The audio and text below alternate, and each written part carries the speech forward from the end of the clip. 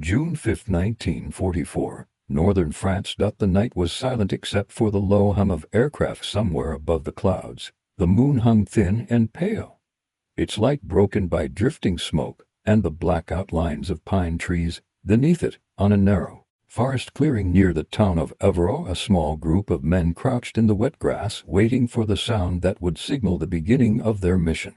They were not soldiers in uniform. There were no ranks, no banners, no drums of war, only shadows, and the faint smell of cordite and oil. Among them was Captain David Spencer, 32 years old, a former engineer from Manchester. Before the war, he had designed bridges. Tonight, he would destroy one. He checked his wristwatch, luminous paint glowing faintly green in the dark, and looked at the others, 3 men, 1 woman, faces painted black, eyes steady. They wore French civilian clothing, though their boots were British. Their accents were mixed, 1 French, 1 Belgian, 1 Polish. All carried the same expression, exhaustion mixed with quiet resolve. In the distance, the sound came faint, rhythmic, the droning of engines. They looked up, above the clouds. RAF short Sterling bombers drifted silently across the sky. From one of them, parachutes bloomed like ghostly flowers. The agents watched as small shapes descended, supply canisters packed with explosives, radios, weapons, and forged papers. The containers landed with dull thuds in the fields beyond the tree line. Spencer turned to his team. "That's ours, we move." No one spoke. They moved through the darkness like hunters, stepping carefully between the hedgerows. The night damp with mist and the scent of earth. Somewhere nearby, a dog barked. German sentries shouted something unintelligible, then silence again. Every sound carried danger. Every second mattered. The mission was simple on paper: infiltrate the railway line connecting Rouen to Paris and destroy Key Bridge over the Seine before dawn. In reality, it was suicide. The line was guarded by a full German patrol with machine gun nests and mines along the embankment. But if that bridge survived the night, German reinforcements could reach Normandy within hours of the Allied invasion. Failure meant disaster. Success meant altering the course of history. They reached the drop site. Spencer knelt beside one of the canisters and pried it open. Inside lay the familiar tools of their trade: plastic explosives, Nobel 808, each wrapped in waxed paper, and detonators sealed in tin. He worked methodically, setting aside the charges, while Madeleine Dufour, the French operative, assembled the radio. Her hands were steady, her face expressionless. She had joined the resistance after her husband was executed in 1940 for hiding a British pilot. She spoke little, but her silence carried weight. Everyone in the team knew her reputation: efficient, fearless, precise. "Signal London when ready," Spencer whispered. Madeleine nodded, connecting the antenna to a long wire stretched along the ground. The radio emitted a faint hum. She tapped a code into the key, short, precise bursts of sound in the dark. "Phoenix to London, package received, moving to target." A pause. Then the faint reply came through the static: "Godspeed." The words were impersonal, but they meant everything. They packed their gear and began the long crawl toward the river. The moonlight shifted through the clouds, revealing the faint outline of the bridge, a long arched structure of stone and steel. A German flag hung from the nearest pylon. 2 sentries paced slowly along the rail track, rifles slung over their shoulders. Spencer crouched low. "We wait for the patrol to turn." The seconds dragged. The air smelled of iron and damp wood. Somewhere beyond the bridge a train whistle echoed, a lonely, mournful sound. It carried through the valley like a memory of peace. Then, as the patrol turned, Spencer and his men moved, fast, silent. They reached the underside of the bridge, where the shadows were deepest. Spencer unpacked the explosives and began fixing them to the girders, one after another. Methodically, like an engineer marking the joints of a structure. He thought of the bridge he had built years before in Liverpool, of how proud he had been to see it stand. Now, in the dark, he was undoing his own profession. Creation turned to destruction. "Charges set," whispered Witold Kowalski, the Polish sapper beside him. 10 minutes. Above them, the sound of boots. A German soldier leaned over the railing, lighting a cigarette. The glow of the match illuminated his face, young, barely 20, eyes tired. For a moment, their worlds were separated only by a few feet of iron and silence. Then the soldier turned away. The team slipped back into the trees. Madeleine carried the detonator, a small metal box with a winding handle. They crouched behind a fallen log, breath shallow. The bridge loomed through the branches, dark, immense, waiting. "Ready," Spencer said. Madeleine's hand trembled slightly as she turned the handle. A click, then a sharp hiss. For a heartbeat, nothing happened. Then light, a blinding flash split the night. The ground shook. The sound followed, deep, violent, alive. Flames leapt into the sky as the bridge collapsed, sending a rain of stone and steel into the river below. Echoes rolled through the valley. Birds exploded from the trees in terrified flocks. For a moment, the only sound was the roar of water and falling debris. Then came the gunfire. German patrols scrambled from their barracks, shouting orders, searchlights sweeping the tree line. Spencer's team ran, diving into the undergrowth. Bullets tearing through branches above their heads. Madeleine fell, then rose again. Blood on her sleeve. Whittle fired a pistol once, then disappeared into the dark. They moved deeper into the forest, hearts pounding, until the gunfire faded. The smell of smoke and credite hung in the air. The bridge was gone, a wound in the night. Spencer stopped and looked back. Through the trees, he could see the orange glow reflecting off the river, shimmering like a dying sun. He knew that glow would be visible for miles to villagers, to German scouts, to the Allied planes already crossing the channel. The mission was complete. He reached for the radio. Madeleine tapped the key again. "Bridge down, operation successful, moving south." The reply came within minutes. Message received. Stand by for extraction in 72 hours. But they never made it to the extraction point. By dawn, half the team was missing. Whittle was captured outside a farmhouse near Lavier's. 2 others vanished in the woods, their names later marked simply as presumed dead. Only Spencer and Madeleine reached the resistance safe house near Langton 3 days later. Exhausted, starving, but alive. The bridge remained a ruin for the rest of the war. German reinforcements arriving from Paris were forced to reroute hundreds of kilometers east, delaying their arrival up the Normandy front by almost 3 days. 3 days that changed everything. The story of Captain David Spencer and his small team was not unique. It was one of hundreds, fragments of a vast and invisible conflict fought behind enemy lines across Europe. It was a war of whispers and shadows, of men and women who lived and died without recognition.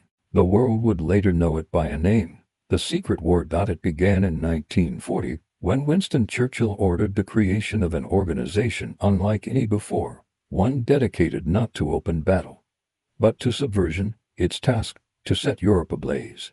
That organization was the Special Operations Executive, the SOE. From London basements and country estates, its members trained ordinary citizens to become extraordinary saboteurs. Engineers learned explosives, housewives learned encryption, priests learned assassination. It was a world where nothing was certain, where every handshake might hide betrayal, and every mission might end in silence. Their work would spread across occupied Europe, from the forests of Poland to the mountains of Yugoslavia, from the icy fjords of Norway to the cobblestones of Paris. Everywhere the German flag flew, there were those who worked to tear it down. Their names rarely appeared in newspapers. Their battles were not fought with tanks or planes, but with courage, deception, and faith. As dawn rose over the French countryside, on June 6, 1944, the invasion of Normandy began. Allied ships filled the horizon. Paratroopers fell through the clouds. The greatest amphibious assault in history was underway, and beneath it all, unseen, uncelebrated, the secret soldiers of the SOE and the local resistance were already fighting, already dying to make that invasion possible. They cut communication lines, they derailed trains, they destroyed bridges, they lit the way for freedom, one explosion at a time. Their war was not in the open, it was fought in whispers, in code, in the dark, but without them, there would have been no D-Day, no liberation, no victory. Their courage lived in silence, their triumphs were buried in shadow, and that is where this story begins, not in glory, but in secrecy. In the quiet forests and narrow streets where a different kind of soldier fought a different kind of war, a war of the unseen, a war that changed the world. London, 1940. The city was burning. Night after night, Waves of German bombers crossed the channel, dropping their loads on docks, factories, hospitals, and homes. Entire districts vanished in fire. The air smelled of smoke and dust, the sky a dull orange haze. Civilians slept in underground stations. Children carried gas masks to school, and yet the city endured. While the visible war raged above ground, another was taking shape in the shadows below. In the corridors beneath surmise, a new kind of battle was being conceived, one fought not with armies, but with whispers. On July 22, 1940, a short memorandum arrived on Winston Churchill's desk, written in blue ink in his own hand. It contained a single order that would change the nature of the war, set Europe ablaze. That phrase marked the birth of one of the most secret organizations in modern history, the Special Operations Executive, or so. Its mission was simple to describe but nearly impossible to achieve: to organize sabotage, espionage, and resistance across Nazi-occupied Europe. Its agents would recruit, train, and equip civilians, turning them into saboteurs, couriers, and radio operators. They would blow up bridges, derail trains, assassinate officers, and spread confusion deep behind enemy lines. The SO had no precedent. It was created out of fragments of existing intelligence services. The War Office's Sabotage Section, the Foreign Office's Propaganda Branch, and parts of MI6. Many of its early recruits were not soldiers at all but ordinary men and women, engineers, linguists, carpenters, and teachers. From them would come a new kind of army, invisible, silent, and deadly. Its headquarters stood behind an unmarked door at 64 Baker Street, London. Inside, its staff used false names and coded phone numbers. Few in government even knew it existed. Churchill himself once joked, "You must not tell anyone what you do, not even me." To those few who did know, it was simply the Ministry of Ungentlemanly Warfare. Training for this secret war took place in hidden estates scattered across the British countryside. Places with calm names that concealed their purpose: Volume Manor, Arzeg House, and the mysterious Camp X. Recruits learned to kill silently, to navigate by stars, to disappear into a crowd, to construct explosives from household materials. They practiced blowing up mock railways, learned radio code, and memorized German procedures. The lessons were brutal. Failure was common. Those who broke under the strain were quietly sent home. Those who passed were sent into the field, often never to return. By the end of 1941, almost all of Europe lay under the shadow of the Reich. France, Belgium, the Netherlands, Poland, Denmark, Norway, Yugoslavia, Greece, all had fallen. Hitler's empire stretched from the Atlantic coast to the outskirts of Moscow. To most, it seemed unstoppable. But in London, a handful of men and women believed that it could be broken not by armies, but by courage, subversion, and sabotage. At first the operations were small: a factory explosion, a train derailed, the German officer found dead on a road. But the effect was enormous. Each act of defiance proved that the enemy was not invincible, that the occupied nations still lived. Every bridge destroyed delayed a convoy. Every telegraph wire cut meant another day of confusion at the front. The price was terrible. The Gestapo retaliated with massacres. Whole villages were burned, entire families executed. But even as they died, the resistance grew stronger. Across France, underground newspapers appeared. Radios built from scrap wire whispered London's broadcasts into cellars and barns. De Gaulle's voice carried over the static. France has lost a battle, but France has not lost the war. Farmers hid parachuted containers of weapons beneath haystacks. Priests carried coded messages in hymnals. Children acted as couriers. Every act, no matter how small, kept the spark of defiance alive. By 1942, the SOE had spread its web across Europe. In Norway, saboteurs destroyed the heavy water plant at Vemork, halting Germany's nuclear program. In Greece, resistance fighters blew up the Gorgopotamos Bridge, cutting Axis supply lines to North Africa. In Yugoslavia, British and American agents worked with Tito's partisans to tie down entire German divisions. In France, hundreds of local networks prosper. Buckmaster, physician, grew into a fragile web of defiance. Many of them would be betrayed. Some would collapse in days. Yet the idea of resistance could not be killed. Secrecy was absolute. Agents could not tell their families where they were going. Letters were censored. Names were erased. Many disappeared without a trace. Official records would later list them simply as missing, presumed dead. Among them were women whose courage matched any soldier's. Violette Chabot, captured and executed at Ravensbrück. Noor Inayat Khan, tortured and killed in Paris. Odette Sansom, who survived imprisonment and later testified at war crimes trials. They carried no rank, but their bravery reshaped the idea of service itself. While Britain built its army of shadows, across the Atlantic another was forming. In Washington, General William Wild Bill Donovan created the Office of Strategic Services, the OSS, America's counterpart to the SOE. Its mission mirrored Britain's: sabotage, intelligence, resistance. The partnership was uneasy at first. The British guarded their methods. The Americans, impatient and idealistic, wanted quick results. But by 1943 the two organizations learned to work together, building a transatlantic web of espionage and subversion. Together, they armed and trained the underground armies of Europe, the French Maquis, the Polish Home Army, the Yugoslav partisans. By late 1943, rumors of an Allied invasion began to spread across occupied Europe. The SOE's task shifted from simple sabotage to full preparation for liberation. In France, caches of weapons were hidden in barns and forests. Airstrips were built in secret fields. Resistance leaders mapped German troop movements and sent coded reports by radio. Every night, the BBC broadcast messages that sounded meaningless to the public but carried lethal orders to the networks waiting in silence. Jean has a long mustache. The dice are on the carpet. Each phrase meant attack, prepare, begin. The Gestapo knew something was coming. They intensified arrests. Networks were shattered. Couriers were captured and tortured. In Paris alone, 1,000 members of the underground vanished in the first months of 1944. And yet the work went on. For the men and women of the secret war, failure was not an option. They had no medals to win, no fame to seek. Their only reward was the hope that their actions might give the Allies the chance to land, to fight, to free the continent.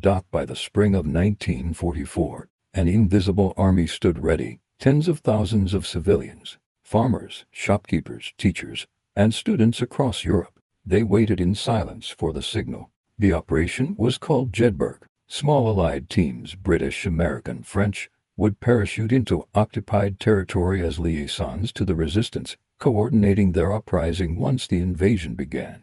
Each team carried a radio, a map, and a cyanide capsule. Their task was to unite the underground and to hold out until liberation came. The stakes were enormous. The success of D-Day depended not only on the courage of those who stormed the beaches, but on the unseen hands that would cut the lines, destroy the bridges, and throw the enemy's rear into chaos. It was a war fought in silence, without uniforms, without glory. Even after victory, few would ever know their names. They were the hidden architects of freedom, the quiet figures in the night who struck before the dawn. They waged a war that could never be celebrated, a war fought for no banner, for no recognition, but for the simple, fragile idea that tyranny could not rule forever. And as the invasion neared, their war, the secret war, was entering its most dangerous hour. June 5, 1944, the night before D-Day. The air above northern France trembled with the sound of aircraft engines, their silhouettes ghost-like against the clouds. Below, in the darkness of the forests near Evero, four figures moved through the wet grass. They wore no uniforms. Their faces were streaked with soot. Their breath steamed in the cold air. Each step forward meant risking everything. Captain David Spencer, once an engineer from Manchester, now a saboteur of the Special Operations Executive, checked his watch. It glowed faintly green in the dark. To his left was Madeleine Dufour, a Frenchwoman whose husband had been executed by the Gestapo. She adjusted the strap of her radio set and said nothing. The mission was simple on paper: destroy the railway bridge over the Seine before dawn, but in reality, it was suicide. German reinforcements would need that line to reach Normandy once the invasion began. If the bridge stood, Allied soldiers would die by the thousands. If it fell, history might shift. Above them, the aircraft passed low, dropping parachutes that drifted like ghosts through the mist. Supply canisters landed with heavy thuds in a nearby field. The team sprinted forward, dragging them under the cover of hedgerows. Inside were blocks of Nobel 808 plastic explosive, detonators, weapons, forged papers, and rations for 3 days. Spencer ran his gloved hand over the cold metal. Everything they needed to cripple a nation fit inside a box. "Signal London," he whispered. Madeleine knelt in the mud, connecting the wires to her compact transmitter. The radio hissed, then crackled to life. Short bursts of Morse echoed through the night. "Phoenix to London. Package received. Moving to target." The reply came moments later, faint but clear. "Godspeed." They moved silently toward the river, guided by the reflection of the moon on the water. The bridge loomed ahead, an immense shape of stone and steel, guarded by machine gun nests and patrolling soldiers. Spencer crouched behind a fallen log, studying the rhythm of the guards. He waited for the moment when they turned their backs, then signaled. The team crawled through the shadows, every movement rehearsed, every sound deliberate. Beneath the bridge, Spencer attached the first charge, his hand steady despite the cold. He counted the seconds between each breath. Above, the German sentry lit a cigarette, the flame illuminating his young, tired face. For a moment Spencer thought the man might look down.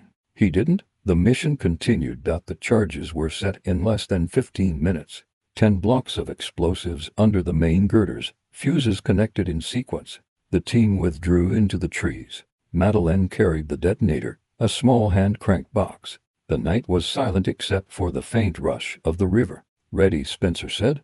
She turned the handle, a click. Then the world exploded. Light flooded the forest. The bridge erupted in fire and steel, the blast rolling like thunder across the valley. Fragments rained into the river. German soldiers shouted. Sirens wailed. The team ran. Gunfire tore through the trees as they vanished into the darkness. Behind them, the bridge burned. By dawn, it was nothing but twisted metal and stone, a scar in the heart of occupied France. Spencer and Madeleine made it to a farmhouse 3 days later, half-starved, their hands blistered. Their message reached London by dawn: bridge down. Operation successful. Reinforcements from Paris were delayed for 72 hours. The Allies landed on Normandy's beaches in that window of time. The bridge at Evero had changed history, but no one in the papers ever mentioned it. That small act was only one among hundreds. Across Europe, men and women like Spencer and Dufour fought a war without uniforms. They were teachers, farmers, and engineers transformed into ghosts, the secret army of the soul. Their missions were planned in London, in rooms that smelled of ink and cigarette smoke. Their names were typed on thin paper and sealed in envelopes marked most secret. They carried no dog tags, no medals. Their only identification was cyanide, a pill in a matchbox, to be swallowed if captured. The work of the Special Operations Executive had begun with Churchill's command to set Europe ablaze. In the basements of Baker Street, Britain's war planners built an army of civilians armed with courage and sabotage. They trained in remote estates across Scotland and England, learning to kill with a knife, to build bombs from household materials, to pick locks, to forge papers. They studied the psychology of deception and the anatomy of fear. At night, they practiced parachute jumps over the highlands, their bodies silhouetted against the moon. Every lesson was about survival. Every mistake could mean death. When they were ready, they were flown over the Channel in the bomb bays of Stirlings or Halifaxes and dropped into fields lit by a single lantern. By 1943, this invisible army stretched across the continent. In France, they built networks: Prosper, Physician, Buckmaster. In Norway, saboteurs destroyed the heavy water plant at Vemork, halving Germany's atomic research. In Yugoslavia, British and American agents armed Tito's partisans, tying down whole German divisions. In Greece, bridges exploded under trains, and radio messages in code flickered through the night. Every act of sabotage delayed the Reich by hours, sometimes days. It was enough. Their war had no front lines. Their weapons were radios and wires, not tanks. In barns and basements, couriers tapped out signals to London while German direction finders hunted them. Each broadcast could be their last. When agents were captured, they were tortured, executed, or sent to camps under false names. And yet, more came, many of them women. Violette Chabot, captured near Limoges. Norinayat Khan, betrayed in Paris. Odette Sansom, imprisoned and beaten but unbroken. They were not soldiers, but they fought like warriors. They carried no rifles, but they carried the weight of nations. By spring 1944, the SOE's networks had grown into a vast web of resistance. Tens of thousands of civilians waited in silence for a single signal. In fields and villages across France, caches of weapons lay hidden beneath haystacks. Airstrips disguised as farms waited for the night when Allied planes would land to drop supplies. And every evening, the BBC sent its coded messages. The dice are on the carpet. Jean has a long mustache. To ordinary listeners, they were nonsense. To the resistance, they meant war. In those final months before D-Day, betrayal hung over every operation. The Gestapo had learned to listen. Networks collapsed overnight. Couriers vanished. In Paris alone, 1,000 people disappeared into the prisons of Avenue Foch. Yet still the messages went out. Still the fires burned in the night. For these secret soldiers, there was no turning back. They had no country except the one they fought to reclaim. June 1944. The invasion had begun. Over the beaches of Normandy, the sky filled with aircraft. In the forests, the resistance struck. Trains derailed. Bridges collapsed. Telephone wires snapped. German officers woke to silence on their lines. In Brittany, a Jedburgh team, 3 men with radios, guided airstrikes onto German convoys. In the Massif Central, the Maquis rose in open rebellion. From the air, pilots saw fires across the countryside and knew the underground was alive. For weeks the battle raged on every front, visible and invisible. The German army, already stretched thin, faltered as sabotage cut its arteries. Supply trains vanished. Ammunition depots exploded. And through it all, the secret soldiers fought and died without recognition. Spencer never returned to England. Madeleine Dufour was captured in September and executed in Paris. Her body was never found. Yet their work, like the work of so many others, lived on in silence. When the war ended, there were no medals for them, no parades. Their files were sealed for decades. The official histories mentioned divisions, battalions, corps, but not the men and women who fought with code and courage. Their victories were measured not in territory gained, but in time bought. The delay of a single German convoy, the destruction of one bridge, the disruption of one signal, each act rippled outward, shaping the tide of war. In the ruins of Europe, freedom returned quietly. The soldiers of the secret war went home to lives that no longer recognized them. They carried with them memories that could not be spoken, of comrades lost, of signals sent, of the silence that followed. Some built new lives. Others never found peace. Their war had been fought in the dark, and when peace came, they simply faded back into it. Years later, a historian would write that the victory in Europe was not won by armies alone. It was also won by those who fought without witness, the saboteurs, the couriers, the partisans, and the nameless agents who lived and died behind enemy lines. They had no ranks, but they changed the world. The bridges they destroyed were rebuilt. The radio signals fell silent. The forests grew over their graves. But in the stillness of post-war Europe, the echo of their work remained a faint pulse in the history of freedom. Their courage was never meant for glory. It was meant for survival. They fought a war that history almost forgot, a war of shadows that burned brighter than any light. And when the world finally emerged from darkness, the quiet truth remained: behind every victory, there are those who fight unseen.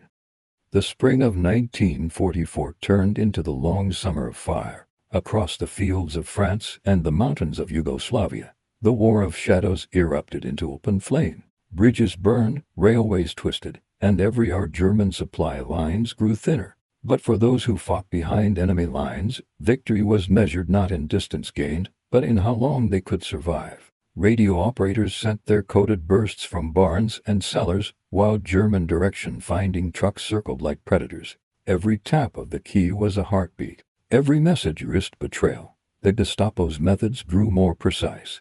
A single captured courier could unravel an entire network. The fate of the Prosper Circuit in Paris was a warning to all. Betrayed in June 1943, dozens of agents were arrested within weeks. Some were executed at Frezes prison, others sent east in sealed wagons to disappear into the camps. Yet even after Prosper was gone, new networks formed in its place. Each time the Germans tore one web apart, another spun itself quietly in the ruins. Resistance was an organism that could not die, only adapt, Among those who refused to stop was a Polish officer named Witold Kowalski, the same man who had placed the charges under the bridge at Evro months before. After escaping capture, he reappeared in the French Jura working with local Maquisards. His group trained farmers and railwaymen to use explosives smuggled in from England. The countryside was a living arsenal. Each farm a depot, each field a potential airstrip. At night, they lit 3 lamps in a triangle to signal Allied planes, then disappeared into the dark before dawn. One evening, as June slipped into July, a coded phrase came over the BBC: "The tulips will bloom tonight." To anyone else it meant nothing. To the resistance it was the order to begin the final wave of sabotage. That night across France, more than 1,000 acts of destruction were carried out in a single coordinated surge. The Germans woke to a country ablaze. Telephone lines hung in tatters. Trains lay overturned. Bridges lay in rivers. The roads to Normandy choked with wreckage. For the Allied armies pushing inland from the beaches, each ruined track meant another step forward with fewer German reinforcements to meet them. In Brittany, Jedburgh teams parachuted behind enemy lines to organize the chaos. Major Roger Wilson, an SOE officer, landed near St. Brieuc with a French and an American partner. They carried a single radio, a Sten gun, and a promise to unite the Maquis under one command. Within a week, he had more than 500 fighters under his direction, farmers, dock workers, and escaped prisoners armed with captured rifles and grenades dropped from the skies. The Maquis called him La Fantine. He taught them to ambush convoys, to mine roads, to vanish into forests before the enemy could react. His transmissions guided Allied bombers onto German columns, turning highways into infernos. But the reprisals came swiftly. Villages suspected of harboring partisans were surrounded and burned. In Oradour-sur-Glane, an SS battalion locked 642 civilians in barns and churches and set them on fire. The resistance called it martyrdom. The Germans called it justice. Both sides knew the truth. Terror was now a weapon wielded by all. For the men and women of the underground, there was no retreat. To stop fighting was to invite annihilation. Captain Spencer, recovered from his wounds and stationed in Brittany, received word of Kowalski's death that same month. His body had been found near a rail yard outside Dijon, hands bound, shot through the head. Spencer read the report twice, folded it, and put it in his pocket. He said nothing. In war, silence was the only memorial that mattered. He returned to his work, coordinating sabotage for Operation Dragon, the Allied invasion of southern France. His last transmission to London read simply, "We are the wires that connect freedom to the ground." By August, Paris rose. The city streets filled with gunfire and barricades, the tricolor fluttering again above the Hôtel de Ville. German resistance collapsed within days. When the first Allied tanks rolled through the boulevards, the people cheered, but in the crowd stood men and women with no uniforms, no medals, only faces marked by exhaustion and grief. The SO networks that had survived came out of the shadows. Many of their leaders did not doubt the liberation of France was the beginning of the end for the secret war. Across Europe, hidden agents surfaced to meet the advancing armies. In Poland, members of the army at Cryo arose against the occupiers, only to be crushed between the retreating Germans and the advancing Soviets. In Yugoslavia, the partisans became an army in their own right. In Norway, the saboteurs who had once crept through snowfields in silence now stood proudly as soldiers. The underground had surfaced. The age of secrecy was ending. For the SO and OSS, the victory was bittersweet. Their mission to disrupt, deceive, and destroy was complete, but the cost was unbearable. Of the 13,000 agents sent into occupied Europe, more than a quarter never returned. Some vanished into unmarked graves. Others died in concentration camps under false names. Those who lived carried the memory of those who hadn't, like a secret too heavy to speak aloud. When the guns finally fell silent in 1945, the world tried to move on. London celebrated victory with fireworks and parades. The files of the SO were sealed and marked classified for 50 years. Even Churchill, who had once demanded that Europe be set ablaze, spoke little of the organization afterward. The Cold War was beginning, and a new kind of secrecy replaced the old. Many of the SOE's officers were absorbed into the newly formed MI6 and the CIA. The shadow war continued, Only the enemy changed. David Spencer never returned to engineering.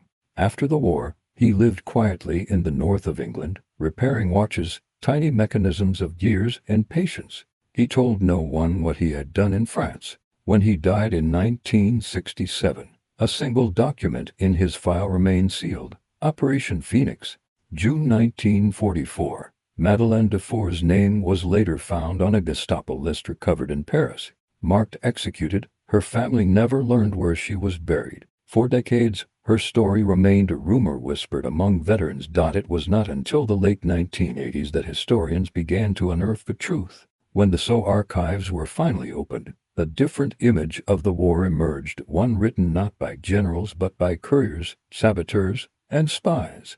The reports were terse and factual. Bridge destroyed, mission compromised, agent missing. But between those lines lay the pulse of human courage, the quiet defiance that had beaten an empire from within. Today, the remains of that invisible army can still be found. A rusted radio in a farmhouse attic, the faint outlines of an airstrip hidden beneath wild grass, a memorial stone on a riverbank where a bridge once stood. The world around them has moved on, but their silence endures. In the end, the story of the secret soldiers is not about glory or even victory.